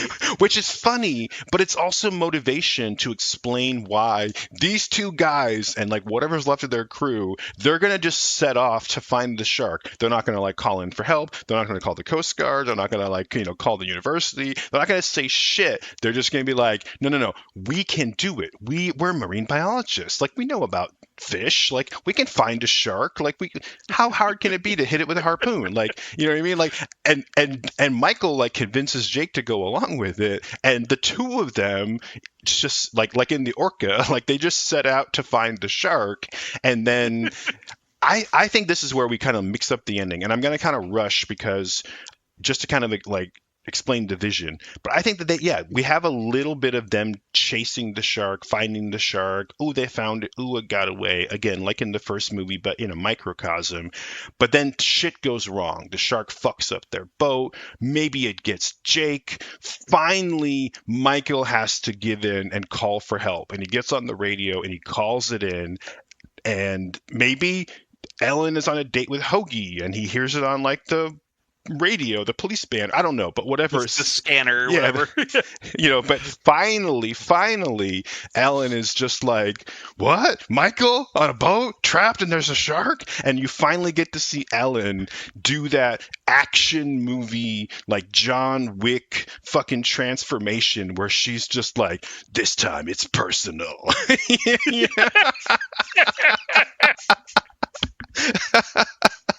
Exactly. Yeah, and she convinces Hoagie, this dude that's sweet on her, to like, fly me or take me in your plane, your boat, whatever. However, she gets in that same like boat, that ship that she was in, basically on her own, chasing after the shark who killed the one son, who's about to kill the other son, and she's gonna go out there and find that motherfucker and like give him what for, Oh man, that's about as far as I got. Like in my original idea, that's where we are now. What I just said is where I wanted to end. Is like, let's have Ellen be the action hero who goes after and saves the day. But like, what exactly happens? I didn't work out the details. Right. Okay, yeah, no. So I like this idea where, going back to the crew on the boat, maybe Jake's thing is like, we need to track it so we know when it's going into like populated water, when it's going into, and Michael's like, nah, we need to track it so we can kill it. And he's like, right, no, it's just an animal, man. Like we're tracking it. We're gonna try to keep people safe, yeah, but like, we don't got to kill it, and Michael's just like, nah, he's going to die. Yeah. That fish going to die. It's like, so we could have like the whole thing of the whole reason they go out there initially is so Jake can put a tracker on it, just like in the original movie. Yep. But Michael is like, no, we're tracking it to kill it. And we could have like that disagreement. So we could have that tension between partners. Mm-hmm. Leading into like, yes, they get the tracker on it. Maybe we could have a moment where they get the tracker on it. They go out to track this fucking shark, like maybe the next day or whatever. And maybe Michael is like, he's got like a fucking harpoon gun or like one of those, I forget what they're called, but like the fucking, gas harpoons where they like make the air pocket and blow it out, like where it like it's like an insta kill harpoon. Maybe he's got like one of those, like he's ready to take on this fucking shark. And and the two of them, we could have like a tense moment where they start arguing, they're going back and forth, and he's like, a shark killed my father, blah, blah, blah. He's like, your father died of a heart attack. He's like, it's a fear that killed him. Like we could do that whole back and forth, but then have the fucking shark ram the fucking boat. Like while they're distracted, boom, one of the guys falls in the water, and they're like, holy shit, like Jake starts freaking out, Michael's freaking out, he's going for the harpoon, boom, gets rammed again, the harpoon falls in the water, he's like, fuck, what do I do? Like he's freaking out. Maybe like they start taking on water because the shark is just beating the shit out of the boat, again, just like the orca.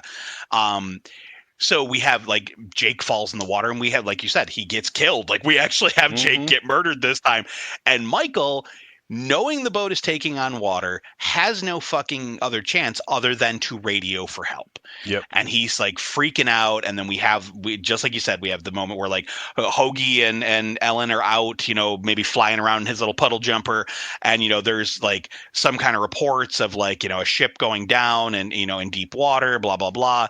And they, they go to investigate, or they hear maybe, it's the such and so they name the name of the ship, whatever. Yeah. And, Ellen could be like, that's Michael's boat. Like, what's going on? Like freaking out. And then, we do the Rambo lock-in moment where she gets her fucking headband, but right. But we do the boat, like, Hoagie flies in, they're looking for, for Michael. I don't know if we want to do the same thing where they kind of how we got Michael, Jake, and Hoagie to Ellen in the original, if we want to do the reverse where we get Hoagie and Ellen like flying in to try to help Michael. But like, again, and maybe it's like a pontoon boat or something that can land and take off in water. Yeah.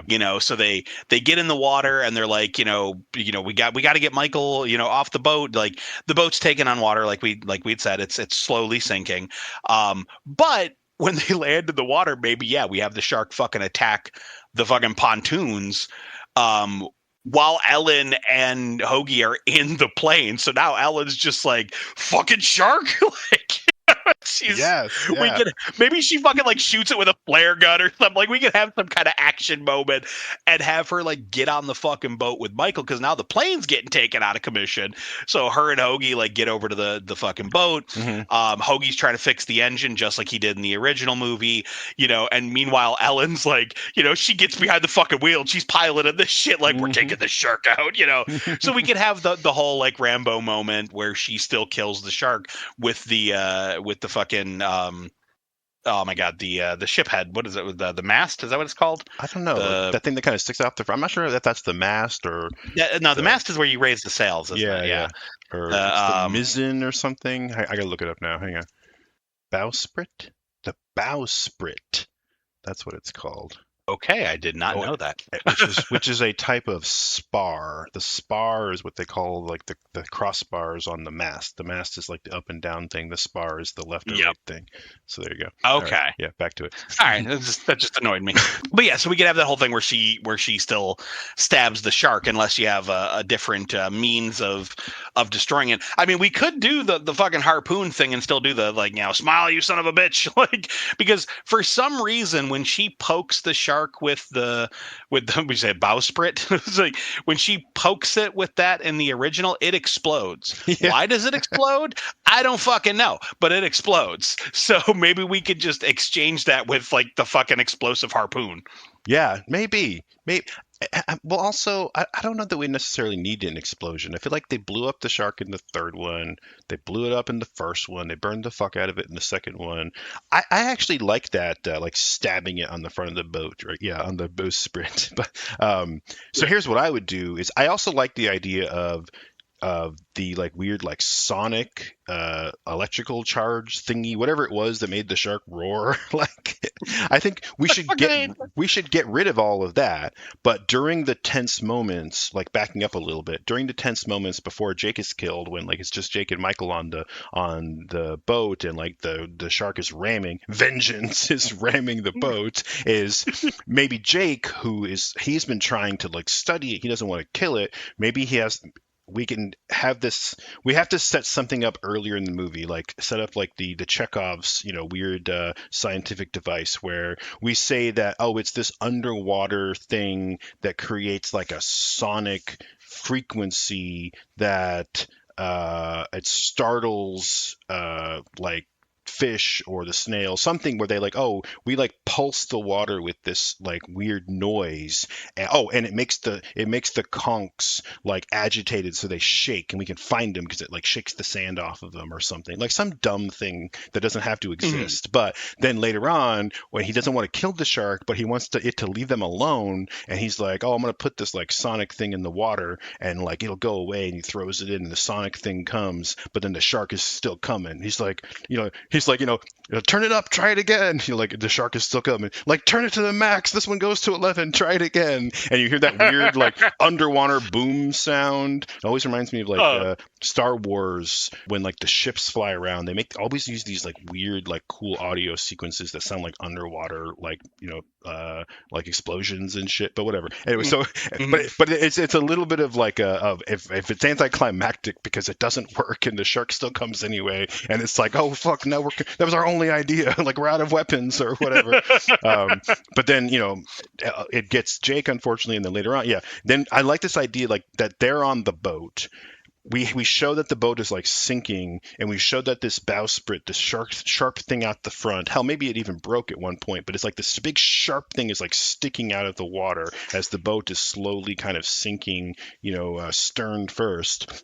Ellen and Hoagie show up in his pontoon plane, and they land, and what I'm thinking is we have her she rams the shark, or she goads the shark to come at her, to attack her, that just like her husband did, but like, I'm over here, like banging on something. And then she rams the shark with a seaplane and pushes it onto the bowsprit, and she impales it. And then they all the people who survive get to watch the shark impaled on the fucking ship as it like sinks into the ocean. Yes. Nice. I love that. Like, she impales the shark with a plane. Oh my god! Wait! She impaled it with the plane. I thought she pushed it with the plane, or did she? Oh no, yeah. Well, she pushed it with the plane so that it would be impaled on the wreckage of the boat. But it's just kind of funny when you say it like that. Yeah. Because I was gonna say, like, it's kind of funny. It would make more sense to have that part of the boat actually sinking into the water, because her plan didn't make sense in the original, in the sense that, like, she's just driving the boat at it. It's underwater, right? The fucking the spear, what you're trying to impale the shark with, is above the water by like 8 feet. Yeah. How were you gonna do that? Like, how are you gonna kill it? So it never made sense to me. But by having that actually in the water already, because the boat's sinking, it's like, oh yeah, okay, yeah, no, you're pushing it in there, makes sense, right? So works. Well, there you go, man. Like, I think that's it. Like, I think that we just had a good time fixing Jaws 4. Yeah, no, I can say I had more fun talking about it than I did rewatching it last night. So, Right. There you go. Right. And I can probably safely promise that I'll never have to manipulate you into watching this movie ever again. Probably. Probably. We'll see. Never say never. The funny thing is, I do know several people who like this movie, so the chances are of me watching it again at some point with friends is pretty high. Yeah. I wish it weren't, but still pretty high. Right. Thankfully, none of my friends or family really love Jaws 3, so I can avoid that one. Okay. Yeah. Me too. I've only had to force my way through Jaws 3 a couple of times over the last few years, as each of my kids has gotten old enough to like start watching scary movies, and then we watched the Jaws series, but like they're 5 years apart, so we couldn't do it at the same time, so it's right. Like, all right, I guess I'll watch that third one again. I like the first two, I like the fourth one, and I just kind of suffered through the third one. Right. That third one's so bad, man. It's so bad. And I mean, it was all built around the gimmick of, hey, it's 3D.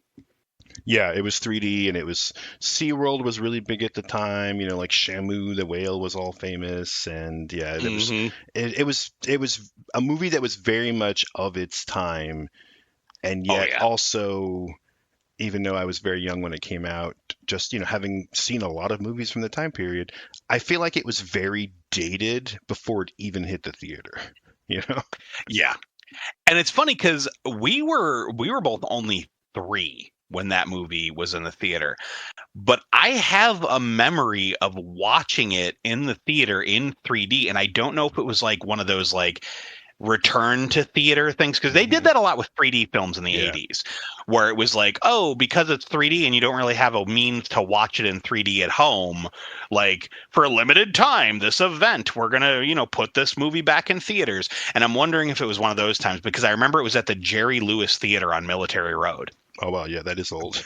Yeah. Yeah. So it was like, it had to be the early 80s. So maybe I was like 5 or 6, but, I definitely wasn't 3 watching this in the theater. So it had to be one of those, like, an also ran. But I do remember specifically the scene of the attack in the beginning where like the guy's arm floats at the screen. Yeah. I remember that scaring the shit out of me. Yeah. I never saw it until I was an adult. I don't know why. I know for sure we rented the first 2 like on VHS. I had the second one like taped off of some movie channel, on a VHS with like 3 movies like taped off of it. I used to watch the second one a lot. I don't remember if we had the first one or not, but I would see it a lot, and like friends would play it, or like there would be, again, there would be like an Also Ran or like a movie in the park or whatever. I feel like Jaws was just always somewhere. It was Oh easy yeah. to watch at a time when not all movies were easy to watch, and Yep. so I had the second one, and then I had the fourth one also probably taped off HBO or Showtime, and I'm sure we could have rented a third one at some point, but I don't know why I never did. Other than by the time I finally did watch the movie, I had to overcome this prejudice that I had in my head of like, ugh, that one just looks so terrible. Like, oh God. And Yep. I think that's true about a lot of things. I know for me it is. That's as I've gotten older, I've become more open to like, yeah, let me try that out, or let me check something out, Hmm. especially from another time period, like watching older movies or reading older comics. Yep. Like, as a kid who, read comics in the 90s and came up with the Image Explosion, the looking back at older comics from certain time periods, the shit just looked fucking awful. It took me Hmm. it took me a long time to read some comics from like the 70s, like for example, and same thing with movies. To this day, I don't know what it is. I don't understand why movies from the 70s have such a distinct look, but you can Hmm. tell immediately when you put on almost any movie from the 70s, and you can Oh yeah. tell not only is it from the 70s, but you can probably narrow it down to like this is the first half of the decade or the second half of the decade.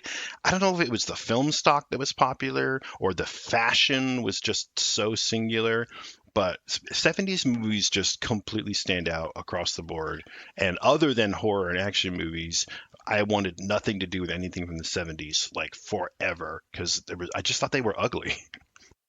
No, I completely understand that. That actually is a common complaint about movies from that era, at least with people our age that I've had these conversations with, because I'm the opposite camp. I actually really like the way movies look in the 70s, and have ever since I was a kid. And I think it's like what I think it is like you had Technicolor, like well before the 70s, Hmm. like when movies started becoming like more colorized, like you had Technicolor, everything was very bright and vibrant, and like the colors were oversaturated. And the early parts of the 70s you still had some of that, but there was a lot of desaturation happening, a lot of like more Hmm. muted colors. Everything kind of like you kind of went to like the Super 8 look toward the end of the Yeah. 70s. um so like there's that weird like washed out almost like gritty look to a lot of action movies in the 70s and a lot of horror movies in the 70s. Hmm. Like everything seemed sweaty and hot. Yes. And brown. Like yeah, there was a lot of browns and yellows and tans. But then like you still had a little bit of that like Technicolor influence, because like blood was that bright, Hmm. almost like house paint red, like Hmm. latex red paint. um so there's a very unique like visual language to 70s movies that I personally really like, but I understand why people don't like it. And I would argue that another era that has that exact look is the early 2000s. I would say from about 2000 to about 2008. And I think a big part of it is the fashion, Yeah. but also I think it's that we were transitioning. We were at that time where we were starting to use more and more and more CGI rather than practical effects. So a lot of the movies from that era have like that weird animated computer sheen to Hmm. many moments throughout the movie. And then there's another very distinct look when everyone started filming on red cameras. So you have Yeah. like that late 2000s into like 2013 where every fucking movie was filmed on a red camera, so they Hmm. all had the same visual language. I always find that fascinating about movies and certain eras, about like how you can pinpoint Yeah, like that's when cool. that came out, or a rough there. Like I was just talking about this last night because you'd mentioned in one of our back and forths, you had mentioned Ty West, Yeah. and Hmm. I was talking about his movies at work, and I brought up House of the Devil, and I'm like, the thing I love about that movie. I mean, there's a lot of things I love about that movie, but one of the things I really love about that movie is the very distinct visual language. Hmm. They color copied like that era. Like, think daytime, or not even daytime, think like, afternoon, evening sitcoms and soap operas from like 1980 to like 1984. Just think about like what the fashion looked like, the color saturation, all that. And House of the Devil matches that so pitch perfect that it's like it feels like a time capsule, So it's like, and a lot of that is that coloration, the way the film, the visual language of the film. Somehow we got really like far afield talking about this really silly movie about a mutant, electrified, super fast growing psychic shark named Vengeance. and then we just start talking about like film stock and religion. Oh man! Well, you know what? I think we saved all of our rabbit trails for the end because we hemmed and hawed and stepped around the issue of like getting into the actual plot a little bit, but it was all kind of talking about like the franchise and about sharks and just kind of having fun. Mm-hmm. And I was really resisting the urge to be like, you know what, that reminds me of this one time. Like, no, wait, let's get the story done. So yeah, I was doing the same thing. So all right, we just saved it for the end. But oh man, that was a lot of fun, Mike. I appreciate it. Thank you sincerely for sitting through Jaws: The Revenge again. I don't want to say anytime because I don't want to do it again, but anytime. I know, right? It's like, oh, he said it. It's on record. I got to record. I recorded it. Oh man, yeah. So we can go ahead and get out of here. The one thing I was going to say about the timeline is, and I kind of like alluded to it, is I just wanted to kind of throw it out there is, since I did the work of like figuring out how old the actors are and the characters are and like how does the timeline of these movies make any sense, because I've always been really confused by the time between Jaws 2 and Jaws 3. Michael and Sean basically grow up to adults with jobs, and then by part 4 in The Revenge they are again still adults about the same age with totally different jobs. Like, how does that make sense? And it just it doesn't really work. And the way that it does work is that the first movie takes place in 1974, the year before it actually came out, and then Jaws 2 takes place in 1978, which is 5 years later. So in those movies, the Michael, the older one, he starts at 11 and Sean is 6. And then, so by Jaws 2, which happens, so then 4 years later, did I say 4 or 5? So 4 years later in 1978 in Jaws 2, so now the 11 and 6-year-old are, of course, 15 and 10, which still makes sense, although the actor who played Michael was a 20-year-old playing a 15-year-old. But anyway, and then Jaws 3D is the problem because in the movie, in like one of the news coverages of the SeaWorld, they state that it's 1983, which is 5 years later. But 5 years later doesn't work, because if 5 years later, then Michael would be 20 and Sean would be 15. That can't be. He can't be like a seasoned marine biologist / at 20 mechanic at 20 years old, and like, there's no way Sean can be 15. But then Jaws: The Revenge takes place in 1987, another 4 years later. So of course, if they just happened, in normal order, then at this point, Michael would be 24, which I guess makes sense could be for a PhD candidate, maybe a little young. But then, and Sean is 19, but like he can't be 19 if he's like a cop. He's a deputy. I mean, I guess he could be if you were with your dad was the sheriff and you kind of followed in his footsteps and everyone knew you, like maybe, but it seems a little young. So, but also the fourth movie is the only one where not once is any year mentioned anywhere in the movie. Knows nothing. So the fix is easy. The fix is just that in Jaws 3D, when they say that it's 1983, that was just a mistake. That was the only thing that you have to change. Is it's not 1983, it's 1988 or something similar to that, 87, 89. Just add 5 years, and then it all makes sense. So then Jaws 3D doesn't take place in 1983. It takes place in 1988. It's been 10 years since Jaws 2, and so now Michael is 25, young, but he could have a professional job. He could be a college graduate by then. And Sean is 20. right? A guy who's like, living on his own for the first time, working some random job. Sure, 25 and 20 makes sense. And then Jaws: The Revenge doesn't take place in 1987; it takes place in 1992. And then, of course, that would make Michael 20. What did I say? He'd be 30 by now, and he looks like a 30-year-old guy. And of course, Michael would be 25. Perfect, right? You can be a deputy by 25. So yeah, that's all you got to do is just add 5 years between the second and third movies, and it all makes sense. And I don't even think there's anything in Jaws: The Revenge that dates it to the point where if I told you it took place in 1992, I mean, maybe some of the haircuts, but like I would believe that was an early 90s movie, Oh, absolutely. Yeah. So anyway, And that's it. I just have to comment that math was starting to sound a lot like Friday the 13th. Yes. When you start breaking down the Friday the 13th timeline, it gets real weird real fast. Yeah, it was a lot harder to do. A lot, because and that's part of why I mentioned, like, does it look like it could take place in 1992? Because, not to get into it, but basically, if you try to break down the math, if I remember correctly, Friday the 13th Part 7 is supposed to take place in, like, 1997, I think, but it came out in, like, 88?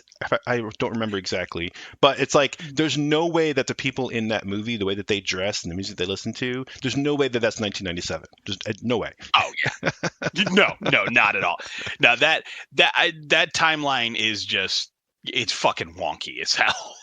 Yeah. It doesn't make any sense. So, I mean, like I said, in this one case, I went into kind of like detail because this has come up several times before, and I'm like, all right, let's just settle it. But the short answer is very easy. You just add 5 years between the second and third movie, boom, done. Everything else makes sense. You can still have the third and the fourth movie take place, chronologically, sequentially. They just change jobs. People do that all the fucking time in their 20s, like whatever. Just add 5 years. Done. Oh, yeah. Anyway, that's it. I think we could probably go ahead and wrap it up. So I'll say, as I always do, thanks once again, everyone, for tuning into the Raised by Rentals program. You can find us online, raisedbyrentals.com. Raised by Rentals on the socials. We, of course, belong to the Red Pantheon, a team up of podcasters, artists, musicians, all sorts of rad friends supporting each other to help spread the word about rad stuff. So if you like this show, go check out those other projects. Mike, what about you? What do you got going on lately? Well, still working on Count Creepyhead Saturday Morning Monster Mash. We just released a couple of episodes, and I think we are on a brief hiatus for the next couple of weeks, but we're hoping to get back with more regularity as we get closer to fall. And I'm still working on trying to get the Boogeyman's Closet back up and running. I do want to get back to it. It's just, little bit behind the peek behind the curtain. This summer has just been rough on a lot of work and fixes for the house and just things that have been occupying time and money and things that making it so I don't have free time as much as I would like. So recording as many podcasts, exactly. Recording as many podcasts as I once did became almost impossible. But it is not dead. The Boogeyman's Closet will return like any good horror movie. It'll come back from the grave, and it'll wreak havoc once more. So, yes, perfect. Look forward to that. You just lean into the theme, right? You're like, oh, I did it on purpose. Exactly. If you've had fun with us, visit us on the socials, drop us a line, leave a comment, leave a podcast rating. Let us know what you think we should improve next time. And with that, I'm Josh. I'm Bruce. We have to return some videotapes.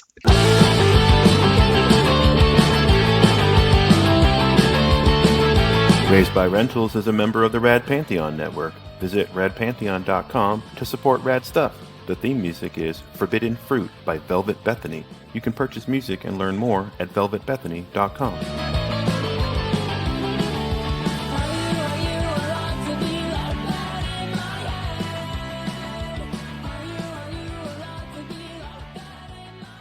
I've always wanted to make love to an angry welder.